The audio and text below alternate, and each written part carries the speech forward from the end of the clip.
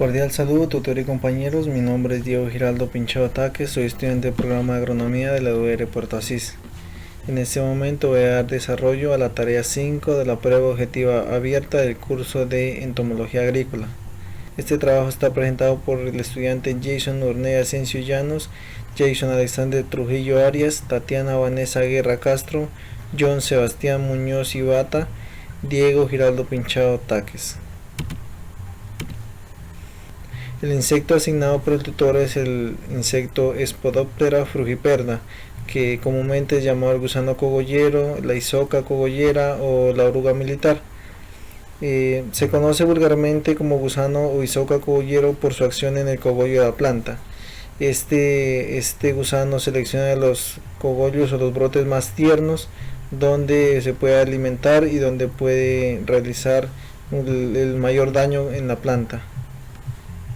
Las larvas del gusano cogollero pueden dañar la producción de maíz, que va desde el 1 al 100% de daño, o sea, prácticamente la muerte de la planta. Más que todo, realiza y afecta más al cultivo cuando la ataca entre unos 40 y 60 centímetros de altura en la planta. Esta especie está distribuida en el continente americano desde Canadá hasta Chile y Argentina, o sea, prácticamente por todo nuestro continente. La taxonomía de este insecto es de la clase Insecta, del orden Lepidoptera, la familia Noctuidae y el género Spodoptera y la especie Frugiperda. La planta de maíz es una planta herbácea anual, consta de un tallo de largo que puede alcanzar hasta los 2 metros de altura.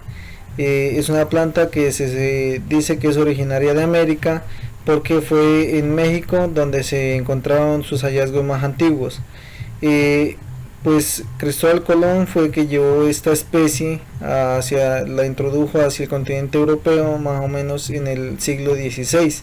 Esta planta fue paralela al desarrollo de las civilizaciones tanto aztecas como mayas en el país de México. Tenemos también lo que es el ciclo biológico de la plaga. En su estado adulto es una polilla. Las hembras viven entre 10 a 12 días y ponen unos 1000 huevecillos.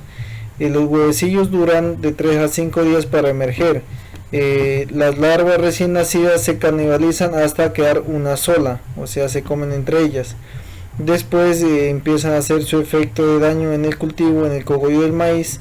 Luego la larva también se dice que pasa por 6 estadios o estados, podemos decir, entre 14 a 22 días dura su transformación.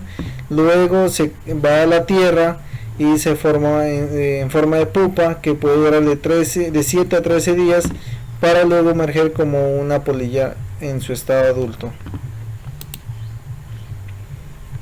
Pues en los sistemas de monitoreo de la plaga tenemos lo que son las trampas pegajosas de colores azul, blanca y amarilla para detectar la presencia del insecto.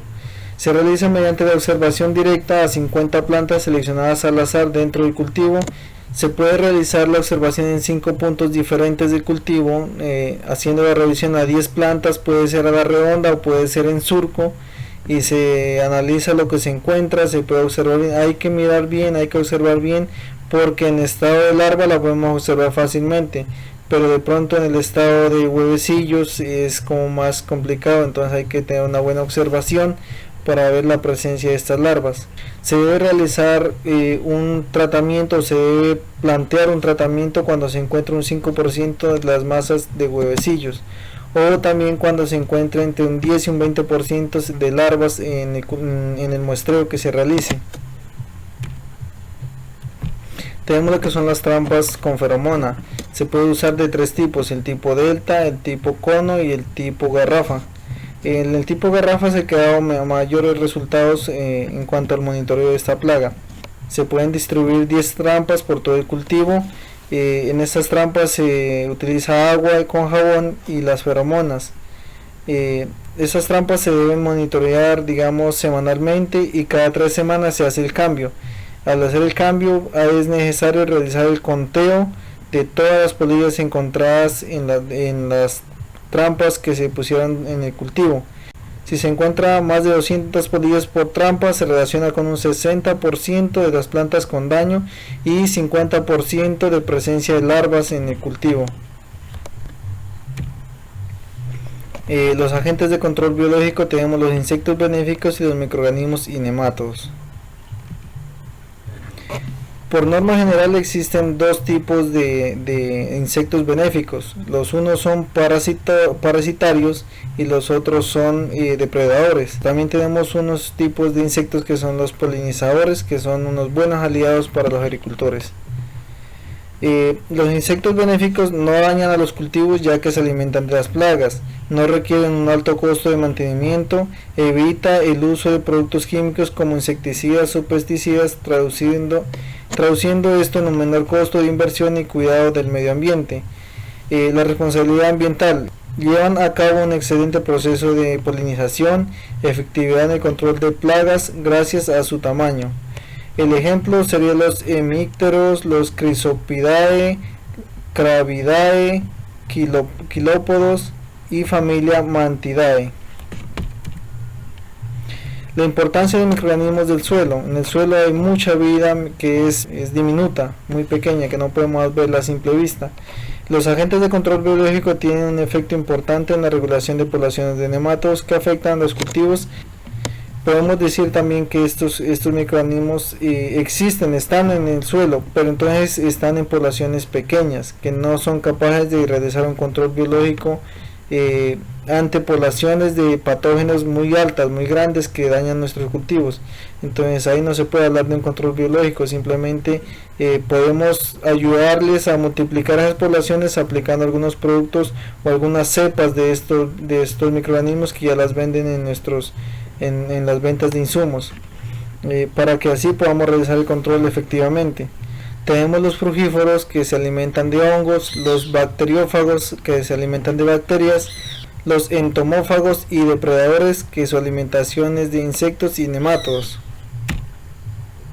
La conclusión: al momento de realizar las labores agrícolas como siembra y manejo de cultivos se deben tener en cuenta los diferentes factores de riesgo que llevan el sostenimiento, como lo son enfermedades y plagas. En el cultivo de maíz se conocen diferentes tipos de plagas, pero en especial la Spodoptera frugiperda, el gusano cogollero, la cual es la encargada de la pérdida del 1 al 100% de la planta, ya que es un masticador atacando las hojas, los cogollos y los tallos. Existen varias formas de control para el gusano cogollero y son biológicas y químicas. En la actualidad se ha manejado la forma más fácil de control, que es la aplicación de agroquímicos, acabando con la plaga y diferentes plagas que viven en el mismo hábitat. Cabe resaltar que existen productos agrícolas como plaguicidas naturales y sintéticos, igual que todo insumo agrícola se deben aplicar con sus debidos elementos de protección personal. Al mismo tiempo se originó la manera biológica de atacar la plaga con plagas benéficas, microorganismos y nemátodos sin altos costos de mantenimiento, ya que podemos aplicar una vez y ya paramos de aplicar, sino que aplicaríamos como 2 o 3 veces por año. Tenemos las recomendaciones. Al momento de querer controlar las plagas con insumos naturales o sintéticos, se debe verificar que sea para la plaga en específico. Estar pendiente del periodo de carencia y fecha de vencimiento de los productos que compremos. Al decidir controlar las plagas de manera biológica con insectos benéficos, indagar sobre sus condiciones de vida y desarrollo en el lugar de trabajo. Ante cualquier aplicación de insumos agrícolas, usar los elementos de protección personal. Si se decide aplicar microorganismos y nemátodos a su cultivo para mejorar y proteger, debe tener en cuenta las condiciones de su terreno y pH para su desarrollo. Bueno, eso es todo, muchas gracias.